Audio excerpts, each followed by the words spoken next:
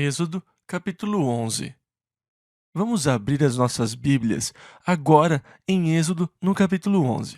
Até aqui, a vida de Moisés parece ir de uma experiência ruim para outra pior.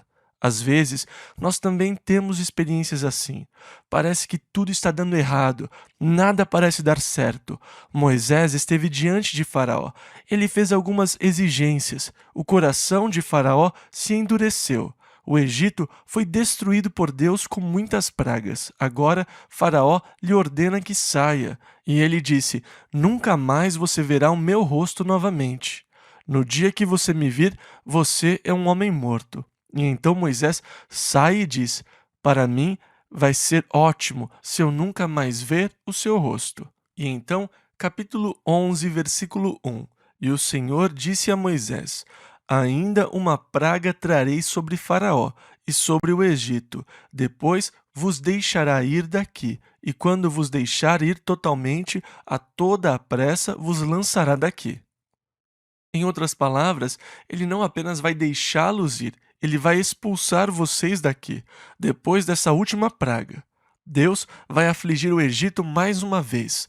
Quando ele afligir o Egito desta vez, Faraó vai mandá-los embora da terra. Versículo 2. Fala agora aos ouvidos do povo, que cada homem peça. Agora, algumas traduções trazem a palavra emprestar, o que seria uma tradução infeliz, porque daria a impressão de que eles iriam saquear os egípcios. Em outras palavras, vão e tomem joias de prata e de ouro emprestadas. E quando vocês fugirem hoje à noite, vocês vão levar tudo com vocês. Isso daria a impressão de que Moisés estava defendendo o roubo dos egípcios. Mas não foi isso que aconteceu. A palavra seria melhor traduzida como pedir, assim como está aqui. E entendam uma coisa: a essa altura os egípcios ficariam felizes em lhes dar qualquer coisa. De certa forma, isso era um pagamento de salários atrasados. Eles serviram os egípcios como escravos por muitos anos sem pagamento. Então, isto, na verdade, seria a compensação de todos os anos de trabalho. Não foi o caso onde eles teriam dito: eu posso emprestar aquele lindo colar hoje à noite, e então sumiriam, levando junto o colar. Não foi isso que aconteceu. Eles pediram pelas joias. Eu gostaria de ter aqueles brincos, eu gostaria de ter aquele bracelete, eu gostaria de ter aquele colar. E então, que cada homem peça, versículos 2 e 3, ao seu vizinho, e cada mulher à sua vizinha, joias de prata e joias de ouro, e o Senhor deu ao povo graça aos olhos dos egípcios. Também o homem Moisés era muito grande na terra do Egito, aos olhos dos servos de Faraó e aos olhos do povo. A essa altura, eles, os egípcios, tinham começado a admirar e a respeitar Moisés. Eles já tinham sofrido demais. Os servos de Faraó estavam implorando para que ele os deixasse ir antes que todos morressem. Nós vamos ser destruídos, eles estavam dizendo. Nós vamos ficar sem nada. Deixe que eles sigam. Apenas o coração de Faraó estava endurecido e não queria que o povo fosse. O povo egípcio, a essa altura, era feliz em vê-los partir. Versículo 4. Disse mais Moisés: Assim o Senhor tem dito: à meia-noite eu sairei pelo meio do Egito. E nós vemos que Deus passa pelo Egito e que os primogênitos são mortos. Moisés diz que seria à meia-noite. Eu suponho que é por isso que a meia-noite é vista como uma hora assustadora. Versículos 5 ao 7. E todo primogênito na terra do Egito morrerá, desde o primogênito de Faraó, que haveria de assentar-se sobre o seu trono, até ao primogênito da serva que está detrás da mó, e todo o primogênito dos animais. Em outras palavras, o extermínio dos primogênitos seria completo, desde o menor até o maior no Egito, e isso iria até incluir os próprios animais. E haverá grande clamor em toda a terra do Egito, como nunca houve semelhante e nunca haverá. Mas entre todos os filhos de Israel, nem mesmo um cão moverá a sua língua, desde os homens até aos animais, para que saibais que o Senhor fez diferença entre os egípcios e os israelitas. Agora, é verdade que Deus faz diferença entre os do seu povo e os que não são do seu povo. E Deus disse: Eu quero que vocês saibam que eu fiz diferença entre os egípcios e os israelitas. Deus faz uma distinção em relação ao seu povo. Versículos 9 e 10. Então todos estes teus servos descerão a mim e se inclinarão diante de mim, dizendo: Sai tu e todo o povo que te segue às pisadas, e depois eu sairei. E saiu da presença de Faraó, ardendo em ira. E então Moisés estava irado, e Faraó estava irado. Moisés saiu da presença de Faraó. O Senhor dissera a Moisés: Faraó não vos ouvirá, para que as minhas maravilhas se multipliquem na terra do Egito. E Moisés e Arão fizeram todas essas maravilhas diante de Faraó, mas o Senhor endureceu, ou firmou, reforçou o coração de Faraó, que não deixou ir os filhos de Israel da sua terra. E assim, o capítulo 11 é apenas um breve resumo do que aconteceu até este ponto. Agora, nós vamos dar continuidade à história no capítulo 12. Êxodo, capítulo 12, versículos 1 e 2.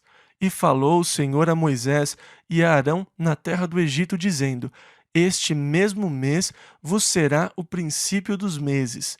Este vos será o primeiro dos meses do ano. Agora, daqui a algumas semanas, os judeus vão celebrar o Ano Novo, o Rosh Hashanah. Mas como eles estão celebrando o Ano Novo agora, se o mês de abril era para ser o primeiro mês do ano? Bem, eles têm um calendário religioso. O seu ano religioso começa em abril, mas eles também têm um calendário normal com o qual eles contam os anos, e esse ocorre mais tarde, via de regra em setembro, o Ano Novo Judeu. E então, eles têm um calendário secular e um calendário religioso. No calendário religioso, o ano religioso começa em abril, isto é, em 1º de abril, e o mês de outubro no calendário religioso é o 7º mês. Como o 7 é um número simbólico e um número muito significante no simbolismo, muitas festas ocorrem no 7º mês, especialmente a festa de Sucote ou a festa dos tabernáculos, que ocorre no nosso 10º mês, ou no 7º mês do calendário judeu. E assim nós vemos que Deus determina que este deve ser o primeiro dos meses. Eles devem, isto é, Deus vai levá-los a ter um novo relacionamento com Ele, e eles vão começar a partir de agora a contar a sua vida, o novo relacionamento que Deus está lhes proporcionando. Então, às vezes, pessoas com seus 50 anos me dizem: Eu estou celebrando o meu segundo aniversário essa semana. Eles estão falando do seu novo nascimento, do seu relacionamento com Deus. Para eles, este é o seu novo começo, um novo começo em Cristo. As suas vidas parecem que estão começando quando eles chegam a um novo relacionamento com o Senhor. O novo relacionamento com Deus é o começo. Comece a contar a partir daqui. O que aconteceu no passado não conta mais. Paulo fala sobre o seu passado como refúgio. Toda a glória e todas as realizações que ele tinha experimentado na sua vida até Cristo, ele contou como perda. Ele contou como refúgio para que ele pudesse conhecer Cristo. A vida começa com Jesus Cristo. Ele é o começo da vida, o começo da contagem. Qualquer coisa antes de Cristo não conta. Tudo aquilo é madeira, feno, é palha e não conta. A vida realmente começa quando você começa a sua vida com Jesus Cristo. E então, Deus está dizendo: Ei, este é um novo começo. Comece a contar a partir daqui, porque agora vocês terão um novo relacionamento com Deus. É agora que as coisas começam a acontecer. Versículo 3 ao 7. Falai a toda a congregação de Israel, dizendo: Aos 10 deste mês, tome cada um para si um cordeiro, segundo as casas dos pais, um cordeiro para cada família. Mas, se a família for pequena para um cordeiro, então tome um só com seu vizinho, perto de sua casa, conforme o número das almas, cada um conforme ao seu comer, fareis a conta conforme ao cordeiro. O cordeiro ou cabrito será sem mácula, o macho de 1 ano, o qual tomareis das ovelhas ou das cabras, e o guardareis até ao 14º dia deste mês, e todo o ajuntamento da congregação de Israel o sacrificará à tarde. E tomarão do sangue e pô-lo-ão em ambas as ombreiras e na verga da porta, nas casas em que o comerem. Reparem que o sangue deveria ser colocado nas ombreiras e na verga das portas, mas não na soleira, porque o sangue do cordeiro, na verdade, simboliza o sangue de Jesus Cristo, que nunca deve ser pisado. Entretanto, ele é pisado por aqueles que vão enfrentar a ira de Deus. Em Hebreus 10, 29, nós lemos: De quanto maior castigo cuidais vós, será julgado merecedor aquele que pisar o Filho de Deus, e tiver por profano o sangue da aliança com que foi santificado, e fizer agravo ao Espírito da graça. E então, o sangue de Cristo nunca deve ser pisado. Portanto, o sangue deveria ser colocado nas ombreiras laterais e na verga da porta, mas não na soleira. Versículo 8 ao 11. E naquela noite comerão a carne assada no fogo, com pães ázimos, com ervas amargosas a comerão. Não comereis dele cru, nem cozido em água, senão assado no fogo, a sua cabeça com os seus pés e com a sua fressura. E nada dele deixareis até amanhã, mas o que dele ficar até amanhã queimareis no fogo. Assim, pois, o comereis, os vossos lombos cingidos, os vossos sapatos nos pés, e o vosso cajado na mão, e o comereis apressadamente. Esta é a Páscoa do Senhor. Agora, eles iam ter que se empanturrar quando comessem o cordeiro. Comam tudo, comam até não aguentarem mais. Vai demorar um pouco até que vocês comam carne de novo. E eles vão fugir e vão precisar de toda a reserva, força e energia que eles puderem armazenar. E então, eles realmente têm que comer tudo. O quanto conseguirem comer. Se vocês não conseguirem comer tudo, queime o que sobrar no fogo. Não deixem que sobre nada. Quando eles forem comer, eles devem comer prontos para partir. Agora, via de regra, eles comiam reclinados. Eles não se sentavam à mesa como nós fazemos, mas quando eles comiam, eles se reclinavam sobre almofadas no chão, de maneira muito casual. Quando você vê a pintura de Jesus na última ceia, você vê uma linda mesa toda arrumada, mas eles não comiam assim. Eles se reclinavam no chão sobre almofadas. Os seus hábitos à mesa eram extremamente casuais. A comida ficava lá e eles pegavam um pouco e se encostavam sem pressa. Essa é uma boa maneira de comer, na verdade. Nós nos tornamos tão formais que nem sabemos mais comer. Nós ficamos muito rígidos e formais às refeições, em vez de relaxarmos. Quando você relaxa daquele jeito, sua digestão é muito melhor. É uma maneira muito melhor de comer. Mas costumes são costumes. Eu acho que nós vamos ter que nos reconfigurar. Agora, o cordeiro escolhido deveria ter 1 ano e não podia ter defeito. Ele tinha que ser separado do rebanho por 4 dias, para que eles se certificassem que ele não tinha defeito. O cordeiro tinha que ser morto na tarde do 14º dia, e o sangue seria aplicado nos umbrais da porta. Esta seria a Páscoa do Senhor. Versículo 12. E eu, disse o Senhor, passarei pela terra do Egito esta noite, e ferirei todo o primogênito na terra do Egito, desde os homens até aos animais, e em todos os deuses do Egito farei juízos. Eu sou o Senhor. Agora, Deus declarou que o propósito das pragas foi o de executar o seu julgamento sobre todos os deuses do Egito. Eles adoravam moscas, adoravam rãs, adoravam o rio Nilo, e Deus executou o seu julgamento contra os seus deuses, e dessa forma ele é glorificado. Como o faraó disse: "Quem é Jeová? Eu não o conheço." E ele certamente ficou conhecendo.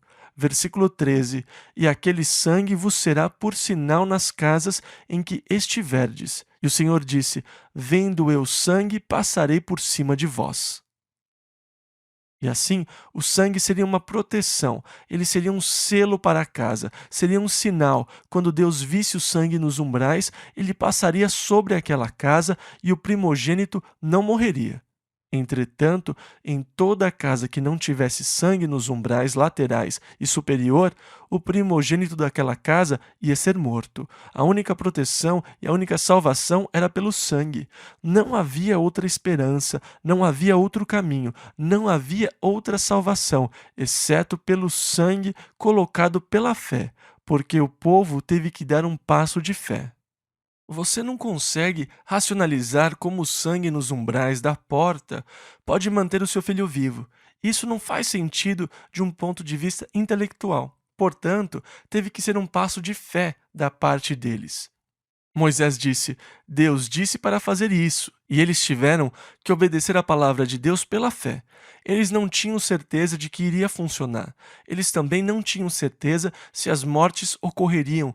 Só sabiam que Moisés tinha dito que ela viria sobre todo o primogênito na terra. E por isso, colocar o sangue nos umbrais das portas teve que ser um passo de fé, mas aconteceu como Moisés disse, e a única salvação foi pelo sangue. E hoje Deus declara que a única esperança de vida, a única esperança de salvação é pelo sangue de Jesus Cristo. Não há outro caminho. Você pode dizer: Chuck, isso é muito limitado. Eu não posso crer num Deus que seja tão estreito. E é uma pena, porque Jesus disse: estreita é a porta e apertado o caminho que leva à vida, e poucos há que a encontrem. Ele disse isso em Mateus 7,14. E você diz: mas eu não consigo entender. Eu não disse que eu entendo, eu creio. Eu acredito na palavra de Deus e eu a aceito como verdade. Eu não discuto com Deus nem com a palavra de Deus e não procuro contender com Ele, porque quem sou eu para discutir com Deus sobre o que é justo ou o que é certo ou o que é errado? O meu padrão de justiça está acima do de Deus? Por acaso eu sei mais que Deus? Eu ouso a desafiar a Deus? Paulo disse, lá em Romanos 9:21, não se esqueçam que vocês são só um punhado de barro nas mãos do oleiro. Que direito tem o barro de dizer ao oleiro: ei, por que você está me fazendo desse jeito? Eu não queria ser aquilo, eu queria ter um formato diferente. Preste atenção, você é o que você é. Nós não temos direito de contestar Deus, nem os seus caminhos, nem os seus porquês. Mas, se nós tivermos bom senso, nós vamos nos submeter a Deus, quer entendamos, quer não. A obediência de fé é tão importante. Deus declarou lá em Atos 4:12: em nenhum outro há salvação. Quando Pedro foi interrogado diante do conselho sobre os milagres feitos ao homem paralítico, ele disse: somos interrogados acerca do benefício feito a um enfermo. Seja conhecido de vós todos que, em nome de Jesus Cristo Nazareno, é que este está são diante de vós. Ele é a pedra que foi rejeitada por vós, os edificadores, e em nenhum outro há salvação, porque também debaixo do céu nenhum outro nome há, dado entre os homens pelo qual devamos ser salvos. E a Bíblia diz, lá em Isaías 45, versículo 9: ai daquele que contende com o seu Criador. Algumas pessoas são tolas o suficiente para lutar contra Deus, para tentar contestar Deus ou resistir a Ele. Uma das coisas mais ridículas que você pode fazer é lutar contra Deus. Como você acha que pode vencer? Veja, Deus quer trazer você para a vida. Deus quer trazer você para perto dele. Deus quer levar você a uma vida mais elevada no plano espiritual. Mas você está lutando com Deus. Lutar com Deus é, na verdade, lutar contra o seu próprio bem. Resistir a Deus é resistir ao bem que Deus quer fazer na sua vida. Ai daquele que contende com o seu Criador. E então, eu não devo questionar ou duvidar. Eu devo simplesmente confiar e acreditar, porque tenha certeza de que Deus vai fazer o que Ele disse que iria fazer. Se você seguir as suas instruções, você será salvo. Se você não seguir as suas instruções, você vai se perder. Agora, os filhos de Israel poderiam ter discutido com Moisés e poderiam ter contestado o que Moisés tinha lhes dito. Nós não vemos nenhuma lógica nisso. E realmente, aquilo não faz nenhum sentido, exceto pelo fato de que Deus disse para ser feito.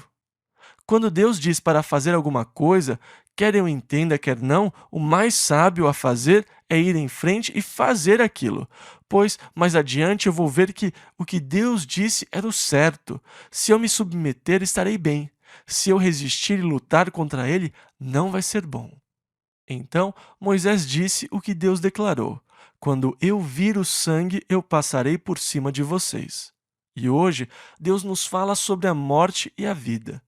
Quando ele, quando ele vir o sangue de Jesus Cristo no seu coração, ele vai passar por cima de você. Você passou da morte para a vida. Jesus disse lá em João 11:26: e todo aquele que vive e crê em mim nunca morrerá. Crês tu isto? Você passou da morte para a vida. E você diz: Chuck, isso não parece lógico, porque existem muitos túmulos no cemitério. Se você observar as lápides, você vai ler descansando em Jesus, confiando no Senhor. Você vê a manifestação da fé de cada um. Eles viveram, acreditaram em Jesus e agora estão mortos. Ah, mas eles não estão, não. Você está enganado se você acha que eles estão mortos. Eles só estão mortos quanto à relação que nós tínhamos com eles, mas eles estão muito vivos, vivos na presença do Senhor.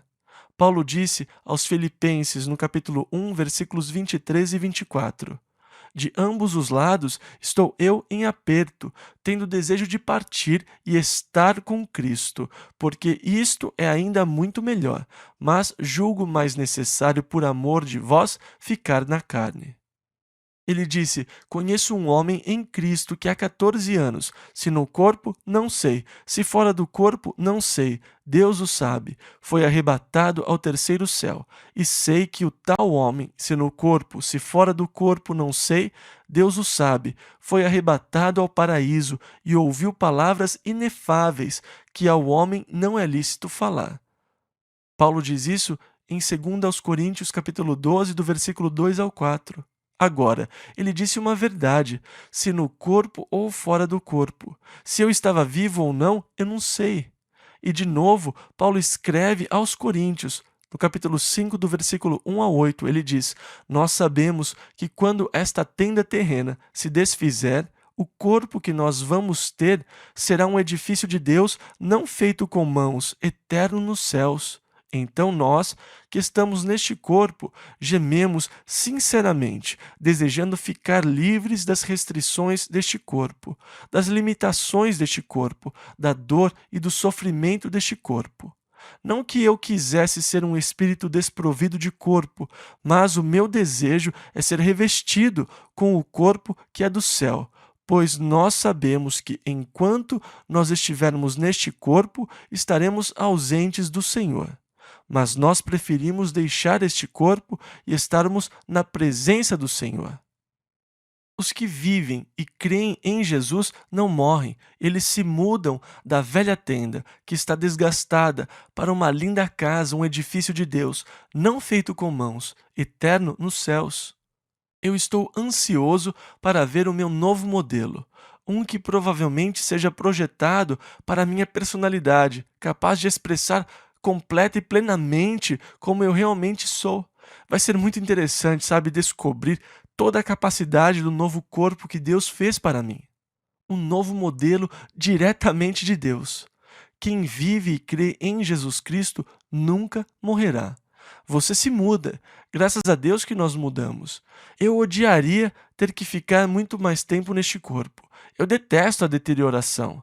Eu detesto as forças catabólicas, o retorno decrescente. Eu anseio estar com o Senhor, na nova forma, no novo corpo, o corpo que agrada a Deus. Lá em 1 aos Coríntios, capítulo 15, versículo 38, Paulo diz que quando você planta uma semente no chão, a semente não brota se ela primeiro não morrer, e o corpo que brota do chão não é o corpo que você plantou. Agora, muitos querem que o novo corpo esteja relacionado com este velho corpo. As pessoas gostariam que, de alguma forma, esse corpo tivesse alguma relação com o seu novo corpo. De certa forma, um bulbo ou uma semente morta se relacionam com a nova planta. Sem dúvida, há uma relação. O bulbo do gladiolo continua sendo um gladiolo e depois se torna uma flor. Mas tem uma grande diferença entre o bulbo e a flor. Vai ter uma grande diferença entre este velho e feio bulbo e a linda flor no reino de Deus. Então, não vá procurar um careca quando você chegar no céu para me achar. Se for alguém que use óculos, você nunca o reconhecerá. Um edifício de Deus não feito com mãos. O corpo que nasce não é o corpo que você plantou. O que você plantou foi um simples grão, e Deus lhe dá o corpo que Ele quer, e da mesma forma vai ser a ressurreição dos mortos. Nós somos plantados em corrupção, e ressuscitaremos em incorrupção. Plantados em fraqueza, ressuscitados com vigor. Plantados em ignomínia, ou seja, em desonra, ressuscitados em glória. Plantados num corpo natural, ressuscitados num corpo espiritual. Deus disse: quando eu vir o sangue, eu passarei sobre vocês. Esta é a morte que foi sentenciada para o homem. Ele vai passar por cima de mim. Mas eu não vou morrer. Eu vou ser transformado em um momento, num piscar de olhos, para a gloriosa semelhança de Jesus Cristo. A quem, não tendo visto, eu amo. Mesmo ainda não o tendo visto no meu coração, eu me alegro com uma alegria indescritível e gloriosa, porque, mesmo sendo filho de Deus, eu ainda não sei como eu serei, como serão as minhas capacidades e tudo mais. Mas eu sei que quando ele aparecer, eu serei como ele, pois eu o verei como ele é, e serei conforme a sua imagem. Ah, que gloriosa é a esperança de cada filho de Deus que, pela fé, segue o mandamento de Deus e que recebeu o sacrifício de Deus, o Cordeiro de Deus, Jesus Cristo, e assim os seus pecados foram lavados pelo sangue de Jesus Cristo. Então, em Êxodo, Deus institui o Cordeiro Pascal, que é uma figura do Cordeiro de Deus, porque na noite que Jesus tomou a ceia da Páscoa com seus discípulos, ele pegou os elementos da Páscoa e disse: este sou eu. Isto sou eu. Vocês entendem? Sou eu sou o Cordeiro da Páscoa. Este cálice é a nova aliança, é o meu sangue. Não era mais o cordeiro no Egito e o sangue do cordeiro no Egito. A festa não os leva mais ao Egito. A festa agora os leva à cruz de Cristo. E toda vez que vocês comerem deste pão e tomarem deste cálice, vocês anunciam a morte do Senhor, não a morte do cordeiro no Egito, mas a morte do Cordeiro de Deus. Vocês anunciam a morte do Senhor até que ele venha. Então, a festa foi instituída, mas ela é um memorial e também a expectativa do cumprimento do que o Cordeiro do Egito simbolizou, o Cordeiro de Deus morto pelos nossos pecados. Versículos 14 e 15. E este dia vos será por memória, e celebrá-lo-eis por festa ao Senhor.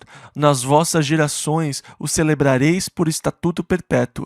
7 dias comereis pães ázimos. Ao primeiro dia tirareis o fermento das vossas casas.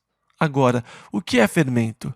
Decomposição é a fragmentação de uma substância. Por isso, nas Escrituras, o fermento se tornou um símbolo, uma figura do pecado, por causa da decomposição, do efeito de ruptura que ele provoca. Ele permeia toda a massa pelo processo de deterioração ou rompimento, putrefação.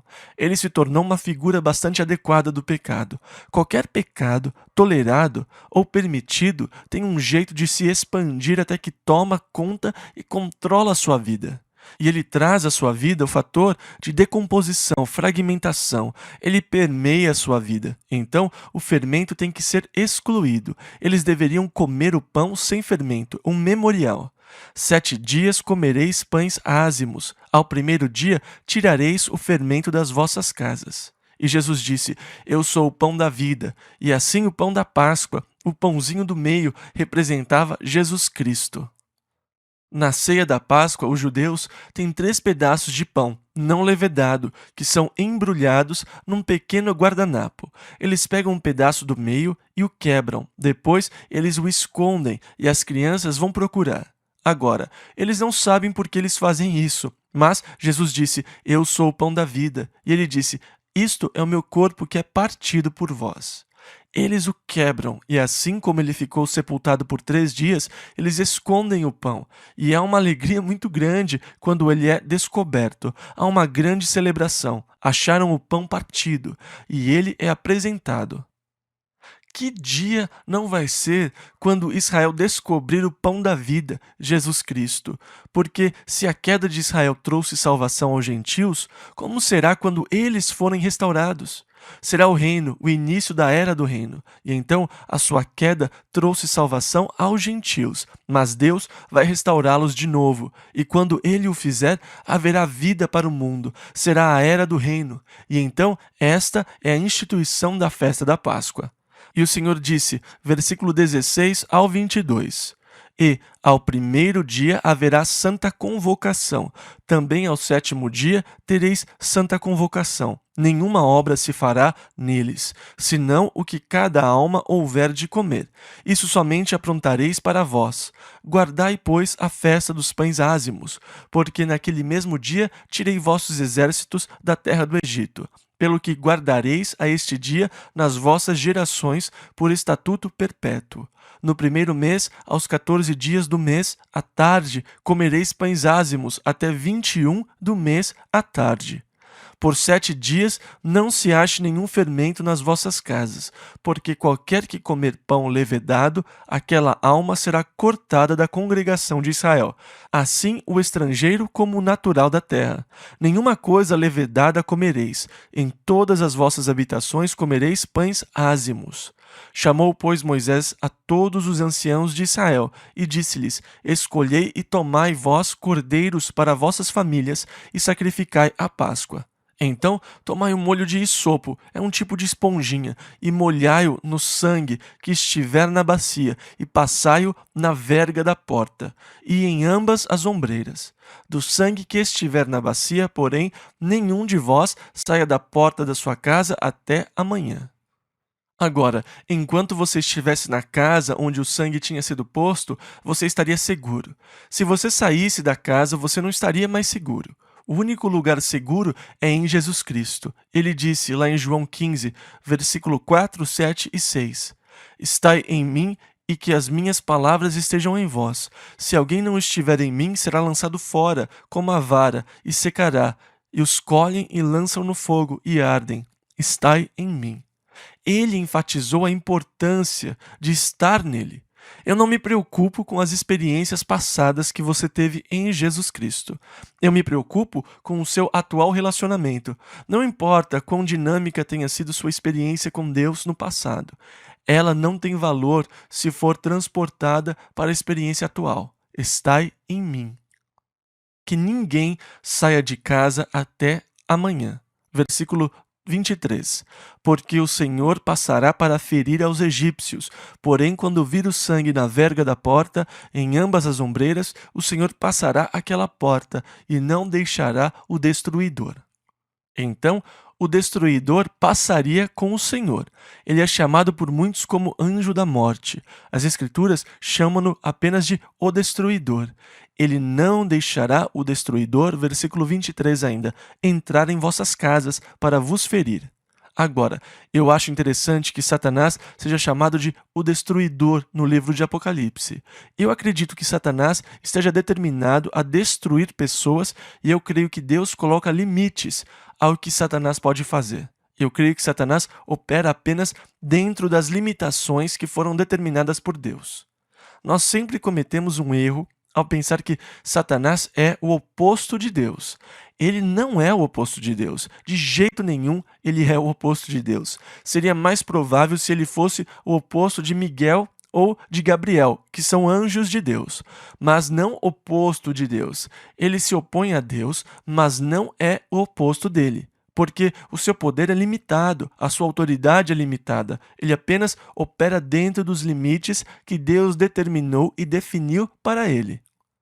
Eu creio que se não fosse a mão protetora de Deus, Satanás já nos teria destruído. Ele está determinado a nos destruir. Eu acredito que Deus o restrinja. Agora, o destruidor vai passar pela terra e Deus permite que ele mate apenas os primogênitos. Deus passa por cima das casas onde o sangue foi colocado e não permite que o destruidor entre para matar. Versículo 24 ao 28. Portanto, guardai isto por estatuto para vós e para vossos filhos para sempre. E acontecerá que, quando entrardes na terra que o Senhor vos dará, como tem dito, guardareis este culto, ou esta celebração, esta festa. E acontecerá que, quando vossos filhos vos disserem: que culto é este? Então direis: este é o sacrifício da Páscoa ao Senhor, que passou às casas dos filhos de Israel no Egito, quando feriu aos egípcios e livrou as nossas casas. Então o povo inclinou-se e adorou. E foram os filhos de Israel e fizeram isso como o Senhor ordenara a Moisés e a Arão. Assim fizeram. Então, o propósito da festa era um memorial para lembrar o que Deus fez, mas também para induzir uma pergunta nas mentes das crianças. Deus sempre induz perguntas às mentes das crianças. Você já reparou quantas perguntas elas fazem? O propósito de Deus ao induzi-las a fazer perguntas é que elas possam aprender. Deus, de forma deliberada, cria as dúvidas nas suas mentes para lhes dar oportunidades de ensiná-las sobre as coisas de Deus, para fazê-las cientes e conscientes de Deus e da sua presença. De onde vêm as árvores? Por que as rosas são vermelhas? Como a mosca pode voar? Quão grande é Deus? As perguntas que Deus coloca na mente de uma criança são oportunidades de revelar a ela o entendimento do Deus infinito, de levar a criança ao conhecimento de Deus e a um relacionamento com Ele. Deus está sempre instigando perguntas. Ele deliberadamente cria dúvidas na mente da criança para dar a você a oportunidade de ensinar. E então, quando os vossos filhos vos disserem: que culto é este? Você vai ter a oportunidade de compartilhar com eles o que Deus tem feito, como o poder de Deus foi manifesto. Versículo 29 ao 32. E aconteceu à meia-noite que o Senhor feriu a todos os primogênitos na terra do Egito, desde o primogênito de Faraó, que se sentava em seu trono, até ao primogênito do cativo, que estava no cárcere, e todos os primogênitos dos animais. E Faraó levantou-se de noite, ele e todos os seus servos, e todos os egípcios, e havia grande clamor no Egito, porque não havia casa em que não houvesse um morto.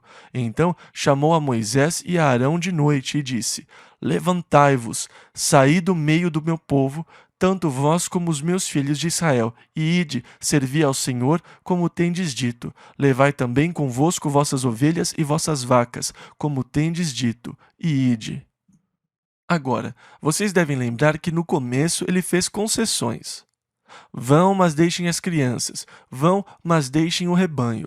Vão, mas não vão muito longe. Adorem Deus aqui na terra. Agora, ele não faz uma concessão, ele diz: saiam daqui, saiam e vão para o deserto, levem os seus rebanhos, as crianças, vão embora. E então ele diz, versículo 32 ao 37, e abençoai-me também a mim. Interessante, né? Não importa quão pagão a pessoa seja, ela sempre aprecia uma oração quando ela está com problemas. E os egípcios apertavam ao povo, apressando-se para lançá-los da terra, porque diziam: todos seremos mortos. E o povo tomou a sua massa antes que levedasse, e as suas amassadeiras atadas em suas roupas sobre seus ombros. Fizeram, pois, os filhos de Israel conforme a palavra de Moisés, e pediram aos egípcios joias de prata e joias de ouro e roupas. E o Senhor deu ao povo graça aos olhos dos egípcios, e estes lhe davam o que pediam, e despojaram aos egípcios. Assim partiram os filhos de Israel de Ramassés para Sucote, cerca de 600.000 a pé, somente de homens, sem contar os meninos. Agora, se o número 600 mil é usado genericamente, quer dizer que havia 600 mil adultos, sem contar os meninos. E então, possivelmente, com os meninos seria 1.500.000 pessoas deixando o Egito a essa altura. Se havia 600 mil homens, então deveria haver 600 mil esposas. Somando as crianças, você teria mais de 2 milhões no Êxodo. Não temos como saber o número exato, porque nós não sabemos se homens é um termo que se refere a adultos acima de 21 anos. Por que ele não diz sem contar as mulheres e as crianças? Mas isso não é algo com que se preocupar. De qualquer maneira, era um grande grupo. Versículo 38. E subiu também com eles muita mistura de gente, e ovelhas e bois, uma grande quantidade de gado. Agora, parece que essa mistura de gente sempre acompanha o povo de Deus. Mas uma mistura de gente é um elemento enfraquecedor entre o povo de Deus. Essa mistura, mais para frente, vai causar problemas para o povo. Nós vamos ler lá em Números: e o vulgo, a população, que estava no meio deles, veio a ter grande desejo, pelo que os filhos de Israel tornaram a chorar e disseram: quem nos dará carne a comer? Isto está em Números 11:4. Uma mistura de gente não é saudável ao corpo, mas ela está sempre lá. Sempre que Deus faz uma obra maravilhosa e reúne o seu povo, sempre que há um verdadeiro avivamento nas coisas de Deus, um genuíno avivamento do Espírito, sempre tem um número de pessoas que aparece para a festa, mas que não fazem uma entrega verdadeira das suas vidas. Elas fazem parte dessa mistura de gente. Elas não são realmente do povo de Deus. Elas estão misturadas. Elas descobrem uma novidade e acham legal fazer parte. Elas veem que é uma coisa interessante, mas não existe um compromisso verdadeiro com Deus. Uma mistura de gente é sempre um perigo. Versículo 39 ao 41. E cozeram bolos ázimos da massa que levaram do Egito, porque não se tinha levedado, porquanto foram lançados do Egito. E não se puderam deter, nem prepararam comida. O tempo que os filhos de Israel habitaram no Egito foi de 430 anos. Em Gênesis, Deus tinha profetizado a Abraão que eles iriam ficar na terra por 400 anos. E aconteceu que, passados os 430 anos, naquele mesmo dia, todos os exércitos do Senhor saíram da terra do Egito. Agora, é interessante que Deus tinha dito que isso tenha acontecido naquele mesmo dia. Em outras palavras, foram exatos 430 anos. Eu enfatizo isso porque no estudo de quinta-feira dessa semana, quando nós vamos falar sobre outro período, um de 483 anos, quando Deus diz 483 anos, ele quer ser exato. Ele quer ser exato, e aqui ele chega exatamente no dia. Então, foi exatamente no dia que completava 430 anos da ida de Jacó ao Egito. E como eu disse, eu enfatizo isso, e vocês vão ver o porquê na quinta à noite. Versículo 42 ao 44. Esta noite se guardará ao Senhor, porque nela os tirou da terra do Egito. Esta é a noite do Senhor, que devem guardar todos os filhos de Israel nas suas gerações, ou por todas as gerações. E disse mais o Senhor a Moisés e a Arão: esta é a ordenança da Páscoa. Nenhum filho do estrangeiro comerá dela, porém todo o servo. Agora, nenhum estrangeiro deveria comer da Páscoa. Você deve lembrar que Paulo advertiu para que os não crentes não participassem da ceia. Porque o que come e bebe indignamente, come e bebe para sua própria condenação. E ele adverte isso sobre os não crentes que participam da ceia. Ela não é para estrangeiros. A Santa Ceia não é para o público geral. Ela é para o corpo de Cristo, para a família de Deus. É por isso que nós temos Santa Ceia nas noites de quinta-feira, em vez de domingo de manhã. Nos domingos de manhã tem uma mistura de gente. As noites de quinta-feira são mais entre nós. É por isso que nós temos Santa Ceia no culto de quinta-noite, porque é um culto mais familiar. Não tem tanta mistura de gente, porque um estrangeiro não deveria comer dela. Na celebração da Páscoa do judeu, um estrangeiro não deveria participar. Na verdade, ele continua dizendo que Versículo 44 ao 48. Todo servo comprado por dinheiro, depois que o houveres circuncidado, então comerá dela. O estrangeiro e o assalariado não comerão dela. Numa casa se comerá, não levarás daquela carne fora da casa, nem dela quebrareis osso. Eles não podiam quebrar os ossos do cordeiro, pois Jesus sem dúvida seria o cordeiro sacrificial, e é por isso que eles não quebraram as suas pernas, como eles faziam com os outros prisioneiros, para apressar a sua morte, por causa do cordeiro sacrificial. Nenhum osso poderia ser quebrado. Toda a congregação de Israel o fará. Porém, se algum estrangeiro se hospedar contigo e quiser celebrar a Páscoa ao Senhor, seja-lhe circuncidado todo o homem, e então chegará a celebrá-la e será como o natural da terra, mas nenhum incircunciso comerá dela. Agora, se alguém quisesse se converter à fé judaica, eram necessárias três coisas. Primeira, o batismo. Segunda, a circuncisão. E a terceira, participar da Páscoa. E enquanto você não passasse por essas três coisas, você não seria considerado judeu. Mas, se você quisesse se converter ao judaísmo e à nação de Israel, essas eram as exigências. Então, aqui, nós vemos nessa passagem em particular que duas das três coisas são faladas. Versículo 49 ao 51. Uma mesma lei haja para o natural e para o estrangeiro que peregrinar entre vós. E todos os filhos de Israel o fizeram, como o Senhor ordenara a Moisés e a Arão. Assim fizeram. E aconteceu naquele mesmo dia que o Senhor tirou os filhos de Israel da terra do Egito, segundo os seus exércitos.